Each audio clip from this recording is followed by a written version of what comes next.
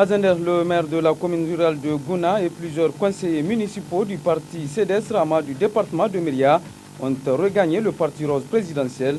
Ils l'ont fait savoir à travers une cérémonie de grand jour organisée à cet effet. La première dame et présidente de la fondation Gouri Vimeyer, Aïssata Issoufou, a présidé hier à Dosso la cérémonie commémorative de la journée internationale de la fille, une journée placée cette année sous le thème lutte contre les violences faites aux filles. Et puis en prélude à la 6e édition du mois de la parenté à Plaisanterie qui débutera le 17 octobre prochain, le ministre de la Culture a animé un point de presse. Les précisions dans un instant. Mesdames, Messieurs, bonsoir et merci d'être avec nous pour cette grande édition d'information sur la télévision Dounia. Je l'annonçais tantôt, les locaux de l'école normale Malibéro de Dosso ont servi de cadre. C'était hier à la célébration de la journée internationale de la fille. C'était sous la présidence donc, de la première dame et présidente de la fondation Gouri Vimeyer. La dite cérémonie organisée sous le thème lutte contre les violences faites aux filles vise aussi à renforcer le pouvoir économique des filles. Aussi Abdraman.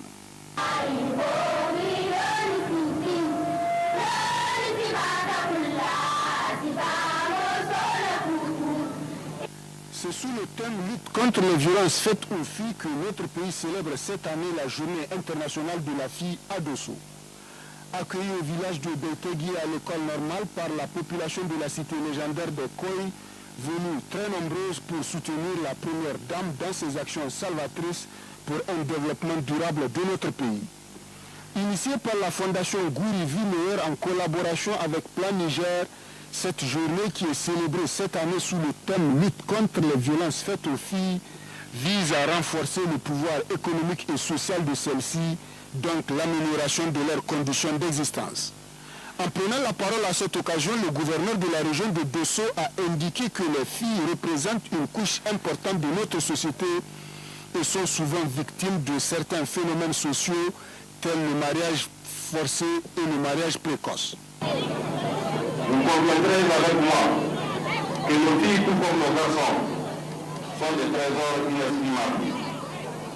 Elles méritent donc un peu plus d'attention, car comme vous le savez, les filles représentent une couche importante de la population et sont de la société la plus négligée sur beaucoup d'aspects. Elles sont les plus souvent victimes de la non-scolarisation, de la déscolarisation, de la violence à l'école et dans le but, du mariage précoce et que sais-je encore. Je vous laisse pourquoi les autorités de la 7e République, au premier rang desquelles son Excellence Alhaji Issoufou Mahamadou, président de la République, chef de l'État, accorde une attention particulière au respect des droits humains en général et ceux des groupes vulnérables et de la jeune fille en particulier, à travers notamment la ratification par le Niger de la Convention sur l'élimination de toutes les formes de discrimination à l'égard des femmes. Le représentant résident de Plan Niger a dans son allocution affirmé l'engagement de cette ONG à poursuivre la dynamique actuelle en vue de renforcer et consolider la mobilisation nationale autour des droits des enfants. Plan Niger, en envoie aux nouvelles, une fois encore, son engagement à poursuivre la dynamique actuelle pour renforcer et consolider la mobilisation mondiale autour des droits des enfants. Le Niger entend continuer à accompagner les efforts de l'État du Niger pour promouvoir l'éducation des filles, favoriser la participation équitable des filles et des garçons, leur implication active dans le processus décisionnel qui influe sur leur vie. Dans l'allocution qu'elle a prononcée, la première dame Aïssata Issoufou Mahamadou, qui est marraine de cette cérémonie, a lancé un appel pressant à tous les Nigériens pour que chacun, dans sa sphère de compétences, contribue à l'amélioration de la jeune fille au Niger. La situation des filles ne pourrait être améliorée sans une plus grande implication positive de tous les acteurs concernés par la question. L'initiative de Plan Niger, dénommée Parce que je suis une fille, qui constitue désormais une campagne mondiale en faveur de la promotion des droits des filles, contribue efficacement à résoudre ce problème de façon durable, car elle met un accent particulier sur la scolarisation et le maintien des filles à l'école. Aussi, cette campagne vient à un moment où le gouvernement de la 7e République a fait du bien-être de la jeune fille et de la femme l'une de ses priorités. Car l'investissement pour le développement des filles et des femmes a un impact positif sur la réduction de la pauvreté et est bénéfique surtout pour leur famille, leur communauté et leur pays. S'en est ensuite suivi la remise d'un lot de cadeaux par la première dame et certains responsables présents à cette cérémonie aux enfants des régions de Dosso et de Tillabéri. Il s'agit de pagnes, de casquettes, de t-shirts, des sacs de collier et des sacs de riz. Après une photo de famille, la première dame a ensuite visité la salle informatique de l'école normale de Dosso qu'elle a équipée en ordinateur et autres matériels informatiques.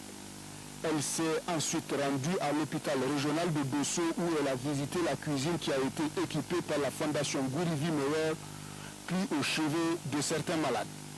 La première dame et la délégation qui l'accompagne se sont rendus au lycée Saraounia Mangou de Dosso, plus précisément à la salle informatique et à la bibliothèque qu'elle a toute équipée.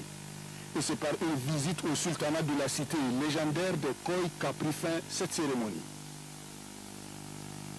Et puis un mot de politique dans cette édition. Le maire de la commune rurale de Gouna ainsi que plusieurs conseillers municipaux du département de Myria, nous sommes dans la région de Zender, viennent donc de quitter définitivement leur formation politique pour allier les camps du principal parti au pouvoir, le PNDS Tareya.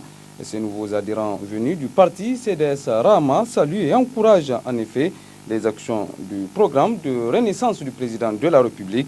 La dite cérémonie s'est déroulée en présence de plusieurs invités de marque, dont le parrain de l'activité, l'honorable député Chouda. La correspondance à RTD Zender de Moussa Adamou Garba.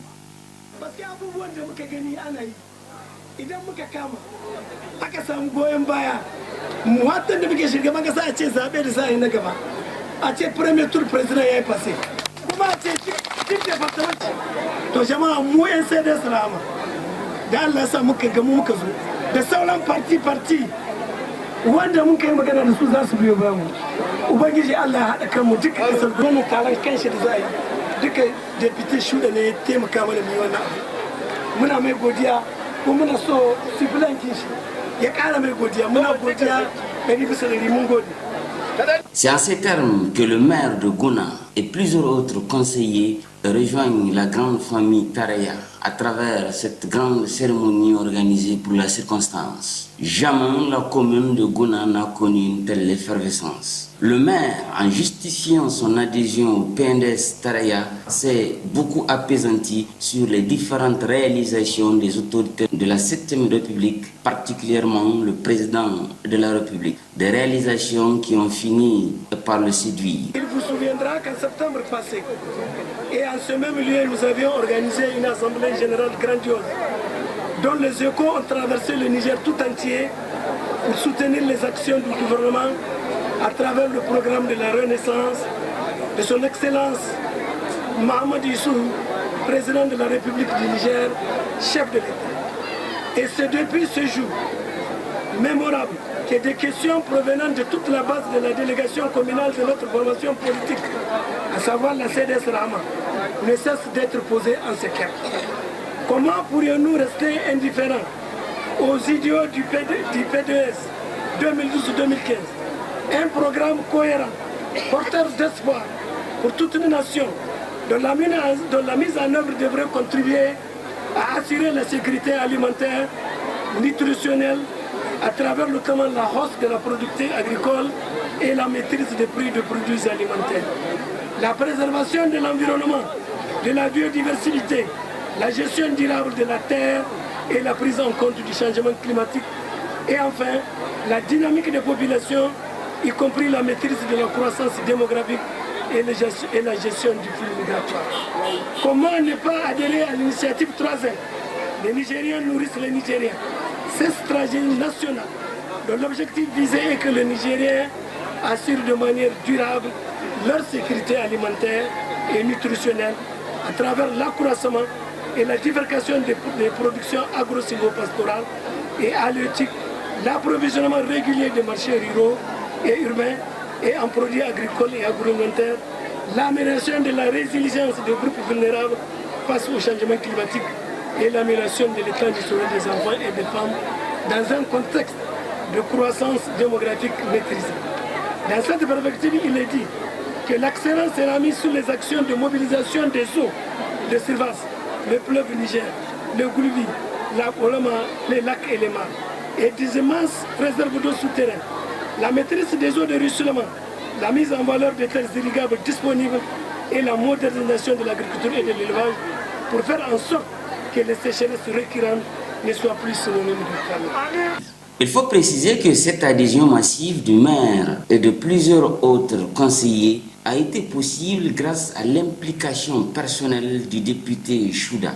En effet, l'honorable député a su mettre en œuvre son charisme et ses moyens pour le rayonnement du PNDS Taraya dans le département de Myria. Aujourd'hui, grâce à lui, le PNDS Taraya continue de gagner du terrain à Myria. Si la Myria sera totalement acquis par le PNDS Taraya. Cette cérémonie a également mobilisé plusieurs ténors du parti au titre de la région des Anders. Tour à tour, les différents responsables se sont prononcés pour d'abord saluer la grandeur d'âme du maire qui rejoint le PNDS Taraya. Pour encourager davantage les différents conseillers qui ont suivi le maire de Gouna, le député Chouda a octroyé à chacun une moto pour accompagner davantage l'initiative 3N du président de la République. Suite de ce journal, en prélude au lancement de la 6e édition du mois de la parenté à Plaisanterie, le ministre en charge de la culture, des arts et des loisirs faisait ce matin face à la presse. Objectif, faire le point des préparatifs de cette importante manifestation qui débutera le samedi 17 octobre prochain. Écoutons là-dessus les explications du ministre Ousmane Abou. Le thème retenu cette année, c'est la transmission des vertus de la parenté à plaisanterie aux générations futures. Le lancement est prévu pour le 17 octobre prochain, le vendredi, à 16h, à l'arène de lutte traditionnelle. Les manifestations se dérouleront dans un premier temps ici même à Niamey, au centre culturel Oumorganda, et par la suite à l'intérieur du pays, dans 8 départements, à savoir Tirozérine pour la région d'Agadez, Maïné-Soroa pour celle de Difa, Magaria pour la région de Zender, pour la région de Maradi ce sera Tessawa, Ilela pour celle de Tawa, pour la région de Dosso ce sera Gaïa, Dera pour la région de Tilaberi. Et enfin, c'est la commune numéro 5 qui va abriter les manifestations au titre de la région de Niamey.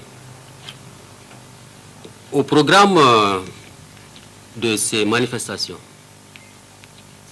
d'abord, au niveau du centre culturel Oumorganda, 2 activités ont été prévues.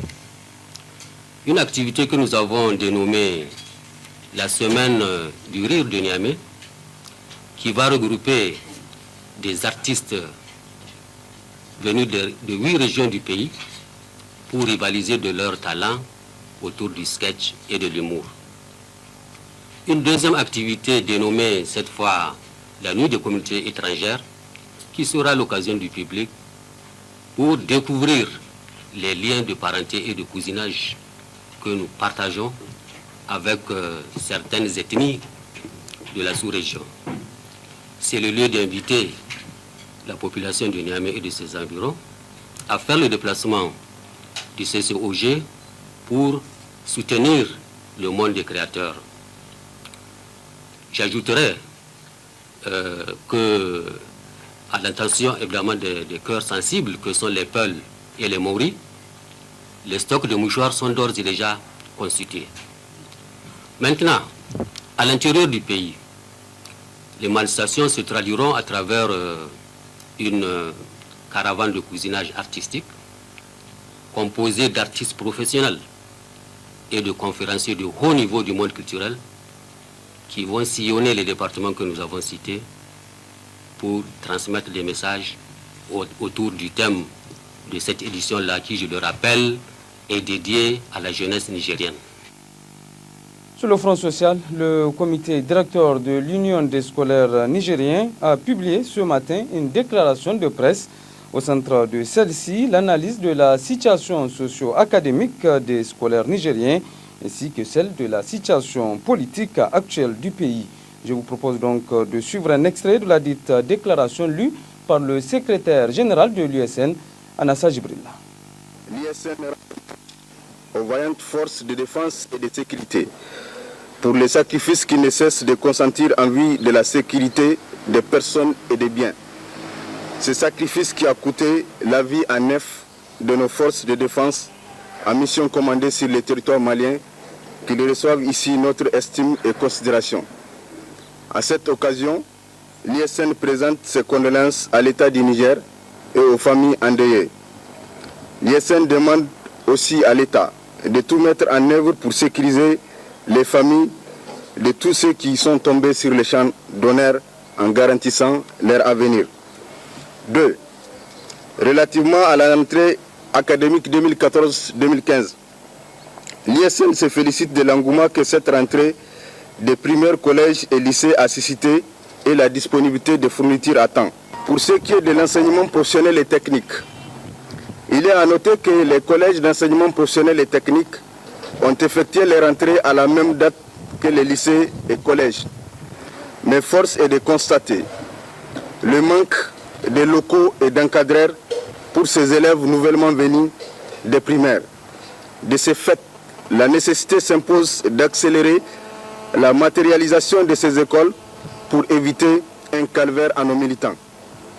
Parlant des écoles professionnelles et techniques, il vous souviendra qu'en février 2007, l'État du Niger et la coalition qualité-équité contre la vie chère au Niger étaient convenus sur un accord relativement à une réduction des frais d'inscription dans les écoles, 35% de réduction des frais de scolarité dans des écoles normales, 35% de réduction des frais de scolarité dans des établissements suivants: complexe technique Kalmaharo, CFPA, CFPP, lycée technique d'Ankassawa, lycée d'enseignement professionnel Isaberi, les CFPT régionaux et les CFPT AMA.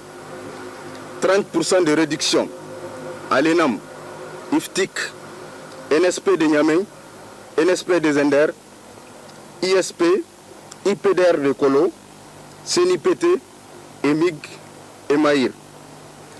Malgré ces conclusions entre le gouvernement et la coalition équité contre la vie chère au Niger, certaines écoles, au mépris de cet accord, augmentent les frais de scolarité. Voilà une pratique inadmissible qui ne va pas nous laisser indifférents. L'ISN usera de tout son pouvoir pour arrêter une telle dérive. Les mesures doivent être prises à tous les niveaux pour que les jeunes Nigériens détenteurs d'un bac, détenteurs d'une licence, détenteurs d'un master, désirant poursuivre ses études, ne soient pas privés de ces droits constitutionnels. Et puis, fin hier, dans l'amphithéâtre B de l'université Abdou Moumouni de Niamey, des assises du 9e congrès statutaire du syndicat national des enseignants et chercheurs du supérieur, le SNEX, des assises sanctionnées par le renouvellement de l'équipe dirigeante de la dite structure. Le détail est notre reporter Isidore Banaba. 48 heures, c'est la durée des assises du 9e congrès statutaire du syndicat national des enseignants, chercheurs et chercheurs du supérieur SNEX. Un temps largement suffisant pour les militants du SNEX de passer en revue les textes régissant le code d'éthique et de déontologie des enseignants-chercheurs et procéder au renouvellement de leur bureau. Un bureau exécutif national composé de 8 membres et dirigé par Idi Adamou, qui aura la lourde responsabilité de veiller à l'application de ces résolutions et recommandations formulées par les congressistes. Le 9e congrès statutaire du SNEX, réuni à Niamey le 10 et 11 octobre 2014, demande instamment au gouvernement de doter de toute urgence les autres universités publiques du Niger des textes identiques à ceux de l'université de Niamey. Le 9e congrès statutaire du SNEX, réuni le 10 et 11 octobre 2014 à Niamey, rejette énergiquement toute autre forme d'évaluation. Le 9e congrès statutaire du SNEX salue par contre l'initiative salutaire de mise en place d'une structure nationale d'assurance qualité et exprime son entière disponibilité à y contribuer efficacement. Plébiscité presque à l'unanimité par les camarades, Idi Adamou devrait dans les années à venir conduire à bon port les activités du syndicat national des enseignants-chercheurs et chercheurs du supérieur. Une mission noble mais délicate dont l'aboutissement nécessite l'application et l'engagement de tous les membres du SNEX. Nous irons là où il faut pour permettre d'avoir des solutions à nos problèmes. Inch'Allah, donc avec votre appui, l'appui de tout le monde, parce que nous avons fortement besoin de l'appui de tout le monde aussi, seuls nous ne pouvons pas réussir, nous arriverons donc à trouver des solutions par rapport aux différentes contraintes ou différents problèmes que nous vivons ensemble. Le 9e congrès statutaire du SNEX s'est déroulé en présence des représentants des syndicats frères du Mali et du Burkina que les congressistes ont tenu à remercier pour leur participation très active aux travaux du 9e congrès du SNEX. Les travaux du 2e congrès ordinaire du syndicat des contrôleurs aériens du Niger, le SICAN, ont pris fin également hier à Niamey. Des travaux à l'issue desquels les congressistes ont passé en revue les textes de leur structure syndicale. Le compte-rendu, c'est avec Seni Makido Jibré. Le 2e congrès ordinaire du syndicat des contrôleurs aériens du Niger SICAN a permis aux participants de passer en revue la problématique de la gestion des vols opérationnels militaires et la responsabilité du contrôleur. Il a aussi permis de renouveler le bureau exécutif national. Des résolutions et recommandations ont été formulées par les participants à l'issue des travaux. Considérant les conditions de travail des contrôleurs aériens, considérant la place qu'occupe le contrôle de la circulation aérienne dans l'aviation, considérant la lettre numéro 2013-101-SICAN-BEN-SG du 17 octobre 2013, adressée à Monsieur le ministre des Transports et portant sur la nouvelle cartographie des emplois types à la SECNA, le 2e congrès ordinaire du syndicat des contrôleurs aériens SICAN, tenu à Niamey le 11 octobre 2014, dans la salle de conférence de l'EAMAC, exige de la Direction générale de la SECNA justice et équité, en attribuant aux contrôleurs aériens un grade correspondant à leur responsabilité dans la classification des emplois types. Exige 1. De la Direction générale de la SECNA la prise des dispositions nécessaires en vue de la révision des résolutions numéro 2007 CA 17/21 du Conseil d'administration de décembre 2007 afin de régler de façon consensuelle cette épineuse question de perte de licence. Deuxièmement, à l'endroit du représentant de la SECNA auprès de la République du Niger, l'extension et l'équipement conséquent de la salle de détente des contrôleurs comme recommandé par M. le directeur général de la SECNA lui-même lors de sa visite des locaux de la représentation de la SECNA au Niger. La mise à la disposition des contrôleurs aériens d'une salle de sport équipée et de salles de repos beaucoup plus dignes et insonorisées. Procédant à la clôture des assises de la rencontre, le directeur de cabinet du ministère des Transports a salué le dynamisme dont le SICAN a fait montre au cours de ce congrès. Je note avec une grande satisfaction qu'au bout de quelques heures d'intenses travaux, que vous auriez abouti de façon rapide, méthodique et intelligente votre mission, qui consistait à retoiletter vos textes, à discuter de tout ce que vous considérez comme préoccupation particulière propre au syndicat des contrôleurs aériens du Niger, tout ce qui est en termes d'objectif de pouvoir disposer d'un cadre capable de gérer ces problèmes. Le SICAN dispose à présent d'un nouveau bureau exécutif national, un bureau qui a d'ailleurs réaffirmé son engagement à s'investir davantage dans la sécurité aérienne au Niger à travers la mise en œuvre des résolutions et recommandations issues des travaux de ce congrès. Sur un tout autre plan, cérémonie de présentation ce matin à la Maison des Jeunes et de la Culture Diado Sekou de Niamey, des membres composant le bureau exécutif central de l'Union des ressortissants togolais au Niger, un bureau installé depuis le 5 août dernier dont l'objectif est d'unir l'ensemble des ressortissants togolais résidant au Niger. Ali Matouab.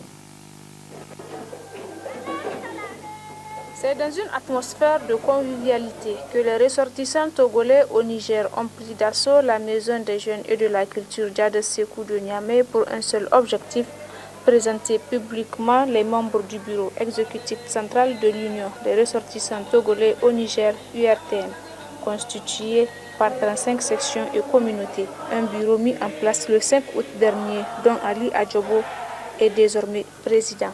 L'heure est au travail et au rassemblement dans ce havre de paix et de stabilité qu'est le Niger. Mon bureau exécutif central et moi ambitionnons avec votre concours de demander à la première autorité togolaise, son Excellence, Monsieur Faure Ezozina Gnassingbé, l'installation d'une représentation diplomatique ou consulaire afin d'une part mettre fin aux incessantes divisions et d'autre part aider nos confrères et consoeurs à se faire établir des dossiers civils nécessaires à moindre frais et dans un délai plus court. Et pendant que nous y sommes, je tiens à encourager tous les Togolais sur le territoire nigérien à s'acquitter convenablement de leurs tâches et devoirs dans le respect strict des lois et règlements de ce pays qui nous a si bien accueillis et nous traite toujours comme des frères. Que les autorités nigériennes, sous la direction de son Excellence Elhadji Mamadou Issoufou, président de la République du Niger, reçoivent nos félicitations et nos encouragements. Cette union, composée de 13 membres dont 2 femmes, a été créée dans l'optique d'œuvrer et d'unir tous les ressortissants togolais résidant au Niger. Une union qui jouit pleinement du soutien de l'ensemble de la diaspora togolaise.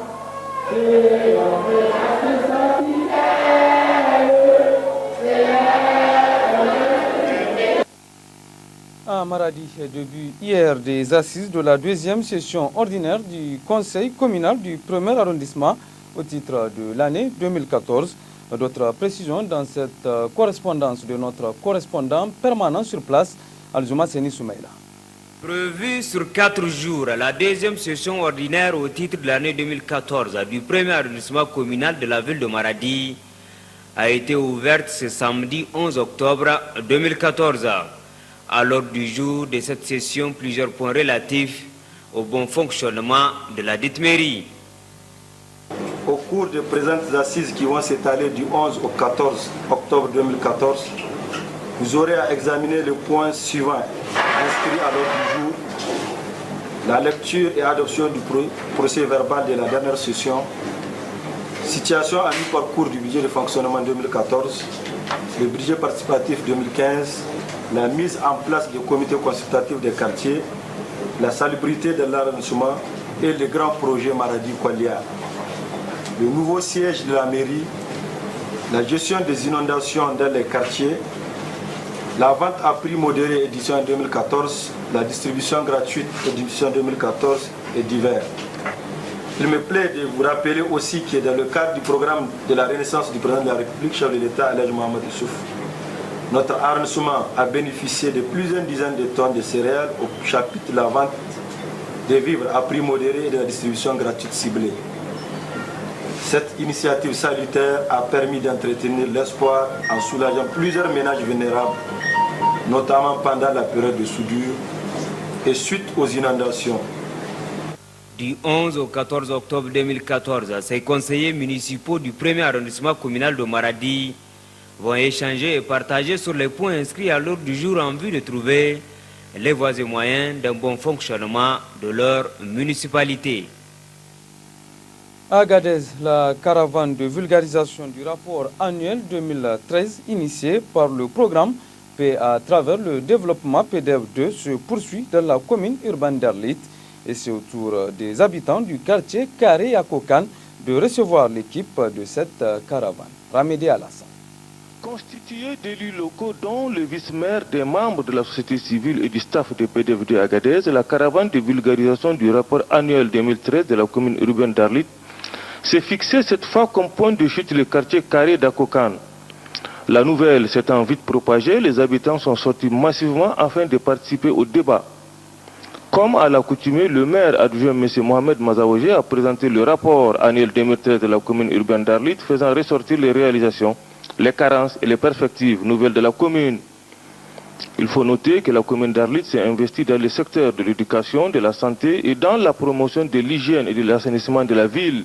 Les carences émanant du rapport annuel 2013 se rapportent à l'incivisme fiscal.